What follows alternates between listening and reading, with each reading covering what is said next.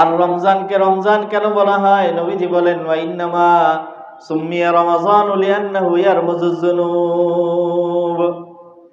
রমজানকে রমজান বলার কারণ হলো রমজান শব্দের অর্থ জ্বালিয়ে দেওয়া, ভস্মীভূত করা। এটারও ইসলাম পূর্ববর্তী একটা ব্যাখ্যা আছে, আমি ওদিকে যাব না। নবীজি বলেন রমজানের অর্থ জ্বালিয়ে দেওয়া, ভস্মীভূত করা। ইসলাম পূর্ববর্তী বলেই দেই, ইসলাম পূর্ববর্তী ব্যাখ্যা হচ্ছে যে রমজানের এই মাস তাদের ওই সময়ে এমন মৌসুমে আসতো যখন আরবে প্রচণ্ড গরম থাকতো। তো প্রচণ্ড গরমের মধ্যে আসার কারণে কেমন যেন আরবের গরম একদম শরীরকে জ্বালিয়ে ভস্মীভূত করে দেওয়ার মতো। এই জন্য তারা এই মাসকে জ্বালিয়ে দেওয়ার মাস বলে নামকরণ করেছিল। নবীজি বলেন যে না, এই কারণে নয়, লিআন্নাহু ইয়ারমুজুজ যুনুব। আল্লাহ তাআলা এই মাস দান করেছেন, এই মাসের একটা বৈশিষ্ট্য হলো এটা মাগফিরাতের মাস। কথা বলেন, মাগফিরাতের মাস। তো আল্লাহ তাআলা নিজের রহমত আর অনুগ্রহ আর দয়ায় মায়ায় বান্দার গুনাহ খাতাকে জ্বালিয়ে ভস্মীভূত করে শেষ করে দেন। এই জন্য এই মাসকে রমজান বলে নামকরণ করা হয়েছে। আল্লাহ তাআলা ওই মাগফিরাত প্রাপ্তদের কাতারের মধ্যে আমাদেরকেও শামিল করে নিন, বলেন আমিন। বলছিলাম শাবানের কথা, আল্লাহর পক্ষ থেকে প্রভূত কল্যাণ। হযরতে আব্দুল কাদের জিলানী রহমতুল্লাহি আলাইহি আল্লাহর এই প্রভূত কল্যাণের ব্যাখ্যা করেছেন লাতাইফুল মাআরিফের মধ্যে। চিন্তা করলে, তিনি বলেন, চিন্তা করলে শাবান শব্দের অর্থের মধ্যেই এই কল্যাণের একটা ব্যাখ্যা পাওয়া যায়। সেটা এই শাবান যদি আরবিতে লেখা হয় তাহলে আরবিতে লিখতে এখানে বর্ণ আছে 5টা। কয়টা? 5টা। 1 নম্বরে শিন, 2 নম্বরে আইন, 3 নম্বরে বা, এরপরে একটা আলিফ আছে এবং সর্বশেষ 5 নম্বর লেটার এবং বর্ণ হচ্ছে নুন। মনে মনে কল্পনা করেন শাবান, শিন, আইন, বা, আলিফ, নুন, শাবান। আল্লাহ তাআলা যে সমস্ত এই কল্যাণকে এই মাসে বান্দাকে দান করে ছড়িয়ে ছিটিয়ে দেন, ওই কল্যাণগুলোর প্রত্যেকটা প্রথম শব্দ নিয়ে শাবান শব্দটাকে গঠন করা হয়েছে।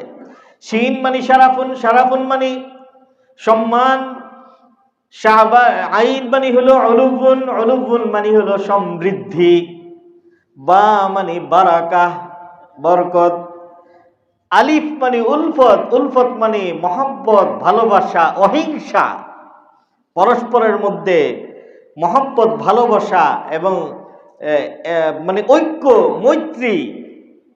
আর নুন মানে হলো নূর। তাহলে শারাফুন, উলুবুন, বারাকাতুন অথবা বিররুন এবং উলফাতুন আর নূরুন।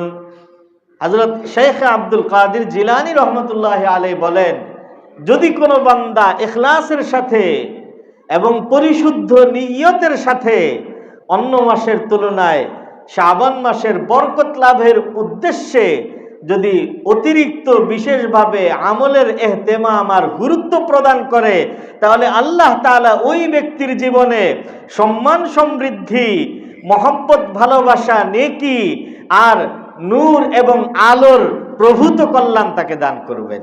এই বিষয়গুলো সে লাভ করতে পারবে। এই জন্য মহতারাম উপস্থিতি, বড় দামি এবং মূল্যবান সময় আমাদের জীবনের মধ্যে চলে আসছে। আমরা একদম বর্তমানে ওই সময়ে অতিবাহিত করতেছি।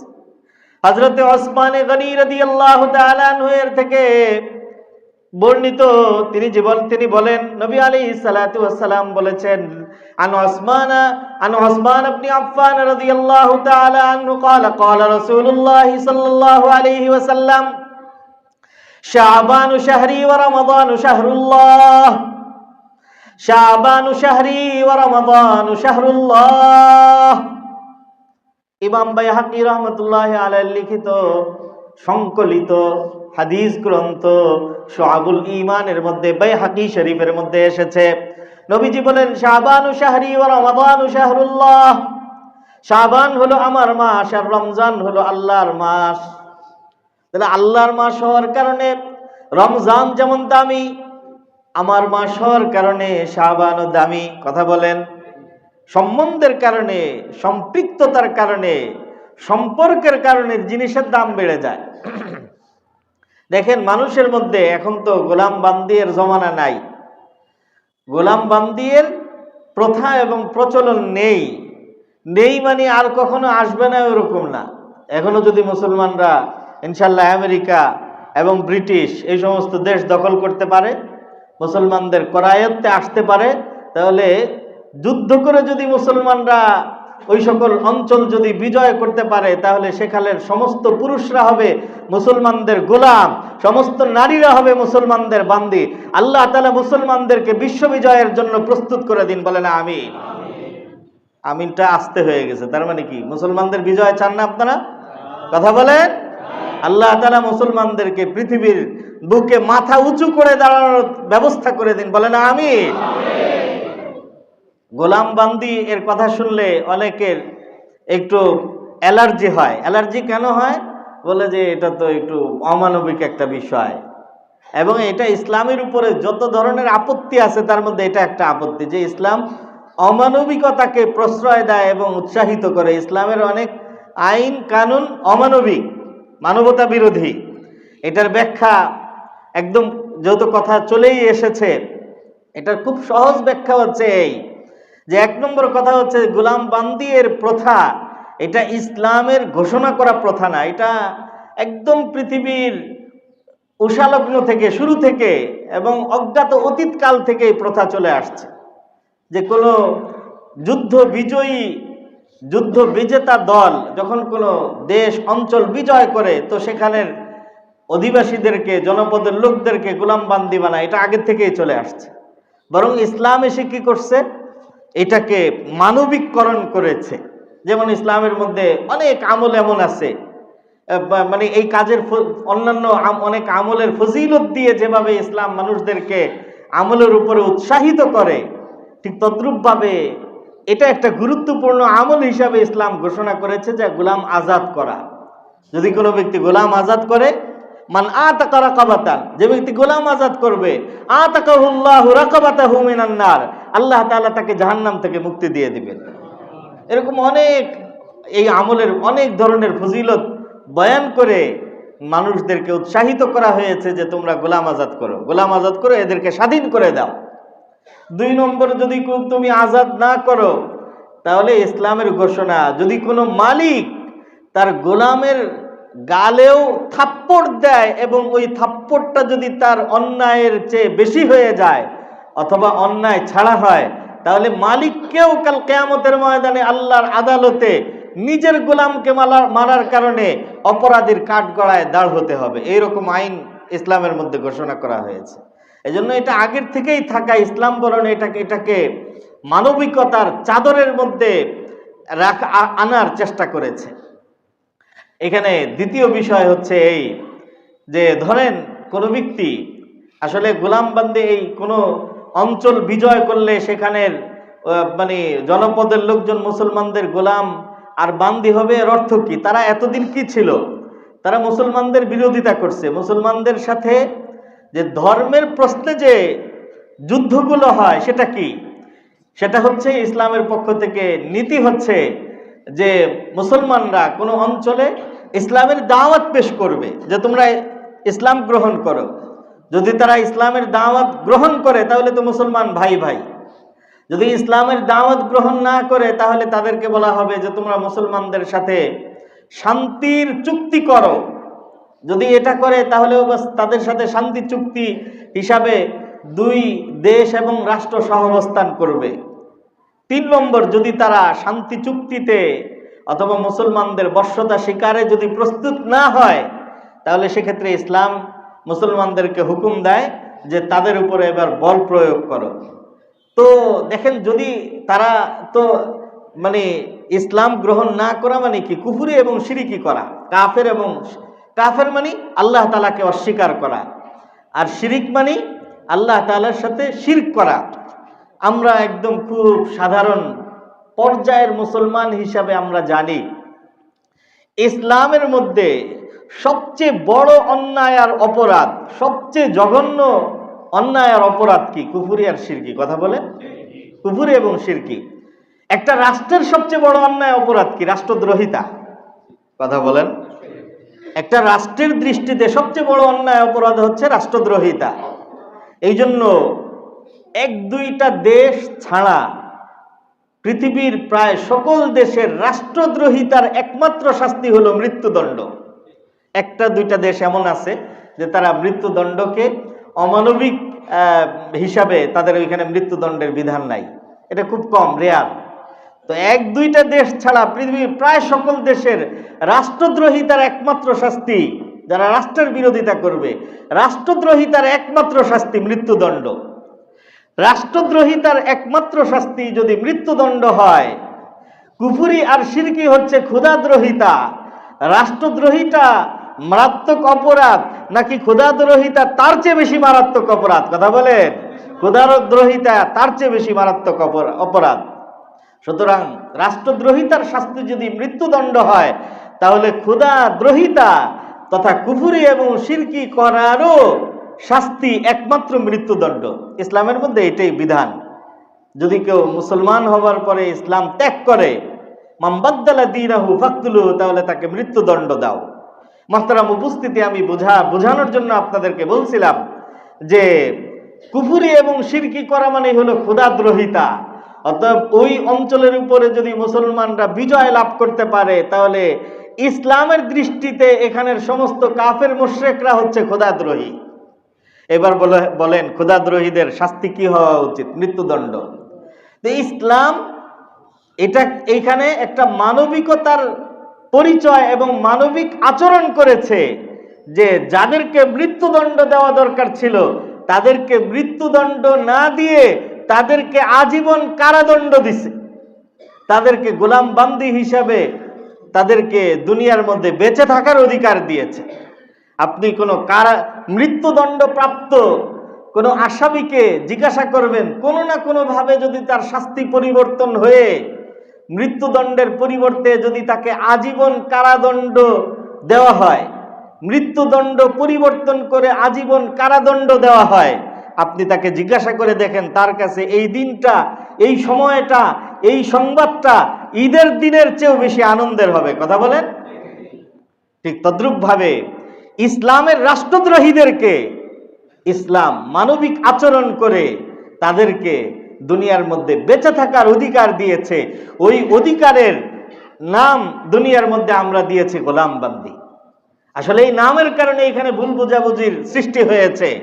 মূলত এটা ইসলামের পক্ষ থেকে দেওয়া একটা মানবিক আচরণ এবং মানবিক দয়া। আল্লাহু আকবার। মুহতারাম উপস্থিতি, আমি বলছিলাম গোলামবান্দি এর প্রসঙ্গে এই জন্য এসেছে যে মানব সমাজের মধ্যে সবচেয়ে নিম্ন শ্রেণীর মনে করা হয় গোলাম আর বান্দিদেরকে, সবচেয়ে নিম্ন সামাজিক মর্যাদার দৃষ্টিকোণ থেকে। হযরত নবী আলাইহিস সালাতু ওয়াস সালামের গোলাম ছিলেন যায়েদ ইবনে হারিসা রাদিয়াল্লাহু তাআলা আনহু। নাম শুনেছেন আপনারা। পুরা কোরআনে কারীমের মধ্যে পুরুষ সাহাবীদের মধ্যে একমাত্র যার নাম কোরআনে কারীমের মধ্যে স্পষ্টভাবে এসেছে, নাম একদম স্পষ্টভাবে, তিনি হলেন একমাত্র সাহাবী হযরত যায়েদ ইবনে হারিসা রাদিয়াল্লাহু তাআলা। ফালাম্মা কাদা যায়েদুম মিনহা ওয়াতারান যাওয়াজনাকাহা, সূরা আহজাবের মধ্যে আল্লাহ তাআলা ঘটনা উল্লেখ করেছেন যায়েদ ইবনে হারিসার একদম নাম নিয়ে। আমি বলছিলাম তিনি হলেন নবীজির গোলাম। তো এমনি সামাজিক মর্যাদা হিসাবে তিনি গোলাম, কিন্তু নবীজির গোলাম হওয়ার কারণে, খেয়াল করেন, নবীজির গোলাম হওয়ার কারণে সারা দুনিয়ার সমস্ত রাজা, বাদশাহ, খলিফা সব একদিকে, আর যায়েদ ইবনে হারিসা নবীজির গোলাম হওয়ার কারণে যায়েদ ইবনে হারিসার মর্যাদা দুনিয়ার সমস্ত রাজা বাদশাদের চেয়ে বেশি। কথা বলেন ঠিক না ঠিক? কেন? নবীজির গোলাম তিনি। তো সম্পর্কের কারণে যে কোনো জিনিসের দাম বেড়ে যায়। তো সেই নবী বলেছেন যে শাবানু শাহরি ওয়া রমাদানু শাহরুল্লাহ, শাবান আমার মাস। এর অর্থ হলো এই, যে ব্যক্তি শাবান মাসে ইবাদত বندگির প্রতি গুরুত্ব দিবে, আল্লাহ তাআলা নবীজির সাথে তার সম্পর্ক বাড়ায় দিবেন। নবীজির সাথে তার সম্পর্ক বাড়ায় দিবেন। নবী আলাইহিস সালাতু ওয়াস সালাম শাবান মাসে অন্যান্য মাসের তুলনায় ইবাদত বندگির প্রতি বিশেষভাবে মনোযোগী হতেন এবং অতিরিক্ত গুরুত্ব দিতেন। অতিরিক্ত গুরুত্ব প্রদান করে শাবান মাসে নবীজি কি আমল করতেন? হযরতে আয়েশা, হযরত উম্মুল মুমিনিন আয়েশা রাদিয়াল্লাহু তাআলা আনহা বলেন যে আমি নবীজিকে দেখেছি, ফামা রাআইতু রাসূলুল্লাহ সাল্লাল্লাহু আলাইহি ওয়াসাল্লাম ইস্তাকমালা সিয়ামা শাহরিন ইল্লা রমাযান ওয়া মা রাআইতুহু আকতারা সিয়ামা মিনহু মিন শাবান। যে পুরা মাস রোজা রেখেছেন নবী আলাইহিস সালাতু ওয়াস সালাম শুধুমাত্র রমজান মাসের, আর রমজানের পরে কোন মাসে সবচেয়ে বেশির থেকে বেশি নবীজি যে রোজা রেখেছেন সেটা হলো শাবান মাসে, সেটা হলো শাবান মাসে। হযরত আয়েশা সিদ্দিকা আরো বলেন, আহাব্বু শুহুরি ইলা রাসূলিল্লাহি সাল্লাল্লাহু আলাইহি ওয়াসাল্লাম আইয়াসুমাহু শাবান। রমজানের পরে রোজা রাখার জন্য নবীজির কাছে সবচেয়ে প্রিয় মাস ছিল এই শাবান মাস। কারণ কি? তো এই কারণটা হযরত এই যে যায়েদ ইবনে হারিসার কথা বললাম, ওনার ছেলে হযরতে ওসামা ইবনে যায়েদ রাদিয়াল্লাহু তাআলা আনহু যেহেতু নবী পরিবারের সদস্যের মতোই ছিলেন, এই জন্য হযরত ওসামা ইবনে যায়েদ রাদিয়াল্লাহু তাআলা আনহু নবীজিকে জিজ্ঞাসা করছেন, ইয়া রাসূলুল্লাহ, আপনি শাবান মাসে অনেক বেশি রোজা রাখেন, এর কারণ কি? শাবান মাসে রোজা রাখার কি কারণ নবীজিকে জিজ্ঞাসা করার পরে নবীজি 3টা কারণ বয়ান করেছেন। কয়টা কারণ? 3টা কারণ। 1 নম্বর কারণ নবীজি বলেন, যাকা শাহরুন ইয়াগফুলুন নাসু বাইনা রাজাব ওয়া শাবান। শাবান এটা এমন একটা মাস যে এর পূর্বের মাসটাও মহিমান্বিত মাস, রজব মাস। কেন? তার কারণ বছরের 4 মাস আল্লাহর নিকটে অতি সম্মানিত, তার মধ্যে এক মাস হলো রজব মাস। রজব মাস সম্মানিত হওয়ার কারণে লোকজন রজব মাসের গুরুত্ব প্রদান করত। আবার রমজান মাস বছরের সর্বশ্রেষ্ঠ ইবাদতের মাস, এমনি গুরুত্ব আছে। কিন্তু 2 গুরুত্বপূর্ণ মাসের মাঝখানে শাবান মাসের মধ্যে মানুষ গাফিলতি করে, অথচ এটাও 2 গুরুত্বপূর্ণ মাসের মাঝখানে হওয়ার কারণে আর আমার মাস হওয়ার কারণে এটাও গুরুত্বপূর্ণ। তো এই জন্য আমি এই মাসের মধ্যে বেশি বেশি রোজা রাখি, 1 নম্বর কারণ। 2 নম্বর কারণ হলো এটা এমন একটা মাস যে এই মাসের মধ্যে ওয়াহুয়া শাহরুন ইউরফাউ ফিহিল আমাল, এই মাসে সারা বছরের বান্দার আমলের রিপোর্ট আল্লাহর কাছে পেশ করা হয়। ওয়া আহিব্বু আনা আহিব্বু আইয়ুরফা আমালি ওয়া আনা সাইম। আমি চাই যে আমার আমলের রিপোর্ট আল্লাহর কাছে এমন অবস্থায় পেশ করা হোক যে আমাকে নিয়ে যখন আল্লাহর দরবারে ফেরেশতারা রিপোর্ট করতেছে ঠিক ওই মুহূর্তেও আমি রোজাদার, ওই সময়েও ওই মাসেও আমি রোজাদার। এই জন্য রোজা অবস্থায় আমার রিপোর্ট যেন আল্লাহর আদালতে পেশ হয়, এই জন্য আমি এই মাসে রোজা রাখি। মহতারাম উপস্থিতি, বান্দার আমল আল্লাহ তাআলার কাছে কখন কিভাবে পেশ হয়, এই ব্যাপারে হাদিসের মধ্যে 3 ধরনের কথা এসেছে। কোন কোন হাদিসের মধ্যে এসেছে যে প্রতিদিন 2 বার, রাতে 1 বার, দিনে 1 বার। কোন রিওয়ায়াতের মধ্যে এসেছে সপ্তাহে 2 বার। কোন রিওয়ায়াতের মধ্যে এসেছে সারা বছরে 1 বার, যেটা এখন বললাম। উলামা একরাম বলেন যে সবগুলোই সঠিক। আল্লাহ তাআলার কাছে কয়েক ধাপে কয়েকবারে বান্দার আমলের রিপোর্ট পেশ করা হয়। প্রতিদিন দিনের রিপোর্ট রাতের বেলা আর রাতের রিপোর্ট দিনের বেলা পেশ করা হয়। আর সপ্তাহে 2 বার রিপোর্ট পেশ করা হয়। আর বছরে একটা বার্ষিক রিপোর্ট পেশ করা হয় শাবান মাসে। বলছিলাম আমি যে রোজা রাখার 3টা কারণ। 3 নম্বর কারণ, আম্মা জান আয়েশা সিদ্দিকাকে নবী আলাইহিস সালাতু ওয়াস সালাম বলেছেন যে আল্লাহ তাআলা শাবান মাসে আজরাইল আলাইহিস সালাতু ওয়াস সালামকে 1 বছরের একটা তালিকা দেন যে আগামী 1 বছরে অমুক অমুকের জান কবজ করতে হবে। তো আমি চাই আমার মৃত্যুর পরোয়ানাও যখন লেখা হচ্ছে ওই সময়েও যেন আমি রোজাদার থাকি, রোজাদার অবস্থাতে যেন আমার মৃত্যুর পরোয়ানা লেখা হয়। তো নবীজির মৃত্যুর পরোয়ানা যদি লেখার কারণে নবীজি শাবান মাসে রোজা রাখেন, তাহলে আমাদেরও মুহতারাম উপস্থিতি সারা বছরের মৃত্যুর পরোয়ানাগুলো এই মাসে আল্লাহ তাআলা হস্তান্তর করেন। এই জন্য এই মাসে আমাদেরও সাধ্য অনুযায়ী, শক্তি সামর্থ্য অনুযায়ী আমাদেরও এই মাসে বেশির থেকে বেশি রোজা রাখার চেষ্টা করা উচিত। আল্লাহ আমাদেরকে তৌফিক দান করুন, বলেন আমিন। সাহাবায়ে কেরাম এই মাসের মধ্যে তাদের অভ্যাস ছিল এই শাবান মাস আসলেই তারা এক নম্বরে কারো কোনো ঋণ থাকলে ঋণ পরিশোধ করে দিতেন, লেনদেন সম্পন্ন করতেন। কারো অধীনে গোলাম বান্দি আজাদ করার থাকলে তাদেরকে আজাদ করে দিতেন। এবং সাহাবীদের মধ্যে যারা বিভিন্ন সামাজিক দায়িত্বে ছিলেন, যেমন বিচারক, তো বিচারকরা কয়েদিদেরকে বিচার সম্পন্ন করে দিতেন, যাদেরকে শাস্তি দেওয়ার শাস্তি দিয়ে দিতেন, আর যাদেরকে শাস্তি দেওয়ার নয় তাদেরকে মুক্তি দিয়ে দিতেন। এর অর্থ হলো এই যে তারা দুনিয়াবী সমস্ত কাজ কর্ম শাবান মাসের মধ্যে সম্পন্ন করে তারা রমজানের একদম সার্বিক সম্পূর্ণ প্রস্তুতি তারা সম্পন্ন করে ফেলতেন। এবং সেই প্রস্তুতির মধ্যে অন্যতম সাহাবা ইকরামের প্রস্তুতি ছিল কোরআনে কারীমের তিলাওয়াত। তো এর ফলে কি হবে, যদি শাবান মাসে রোজা রাখে, তিলাওয়াত করে, অন্যান্য কাজকর্ম সম্পন্ন করে, নফল ইবাদত বাড়িয়ে দেয়, তাহলে ইনশাআল্লাহ সারা বছরের গুনাহ খাতা শাবানের ইবাদতের দ্বারাই মাফ হয়ে যাবে। আর রমজান মাস আসলে মুমিনের মর্যাদা বৃদ্ধি পাওয়ার কারণ হয়ে যাবে। এজন্য মুহতারাম উপস্থিতি, রমজানটা যেন ভালো কাটে তার প্রস্তুতি হিসাবে ইবাদত বন্দেগী আমরা শাবান মাসের থেকেই আরম্ভ করে দেই। করবো তো ইনশাআল্লাহ। নবী আলাইহিস সালাতু ওয়াস সালাম সাহাবায়ে কেরামকে সবচেয়ে খুব বেশি যে পরামর্শ দিতেন সেটা হলো এই, ইগতানিম খামসান ক্বাবলা খামসিন, পাঁচটা জিনিসকে পাঁচটা জিনিসের আগে তুমি মূল্যায়ন করো। হায়াতাকা ক্বাবলা মাউতিক, মরার আগে তোমার এই জীবনকে, শাবাবাকা ক্বাবলা হারামিক, বৃদ্ধ হওয়ার আগে তোমার এই যৌবনকে, ওয়া গিনাকা ক্বাবলা ফাকরিক, তোমার দারিদ্রতার আগে তোমার ধনাঢ্যতাকে তুমি মূল্যায়ন করো। ওয়া ফারাগাকা ক্বাবলা শুগলিক, এবং তুমি ব্যস্ত হয়ে যাওয়ার আগে তোমার এই সুযোগকে তুমি মূল্যায়ন করো এবং কাজে লাগাও।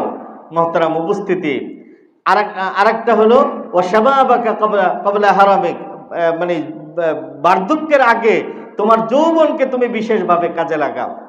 তো এখন মানুষের পুরা সময়টা যদি আমরা চিন্তা করি তাহলে কাল তো তিন প্রকার: অতীতকাল, বর্তমান কাল, ভবিষ্যৎকাল।